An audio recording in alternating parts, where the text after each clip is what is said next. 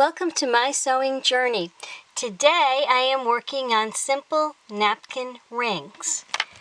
With the upcoming holiday of Thanksgiving and other holidays that fell afterwards, I thought I'd start making some pretty seasonal napkin rings. Now this one was very simple to do. I got a circle coaster.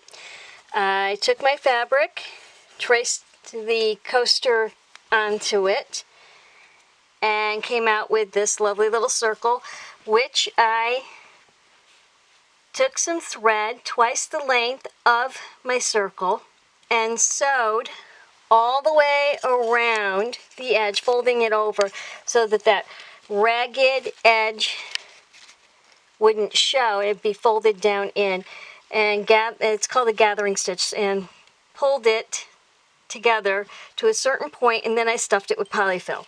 You could, if you didn't want to use polyfill, you could use like crushed nuts or something like that. It doesn't really matter what you put into it, long as it's not something badly smelling. So once it got full, then I sewed it closed just by sewing back and forth, and then came the fun part. I tied that off, and I found some nice thread here, like a nice thick thread, and I went down and all the way to the bottom and came back up, and I made these little sections for the pumpkin. It's supposed to be a white pumpkin. And then I took a scrap that I had, and I folded it so the rough edges were all the way in like this, and sewed it around and made a nice little loop there for like the stem of it. And I found this silk leaf and sewed that on there.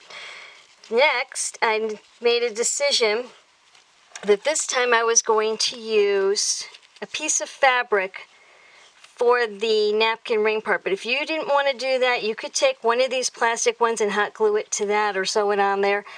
Or you could take a piece of a paper towel roll, cut it to the length you want, and then wrap fabric around it, sewing the fabric shut on the inside. I don't know if you can see. Yeah, you can see where I sewed that shut on the inside.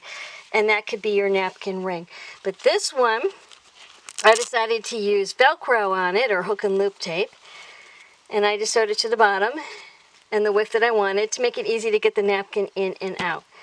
This style here was a little bit more in depth.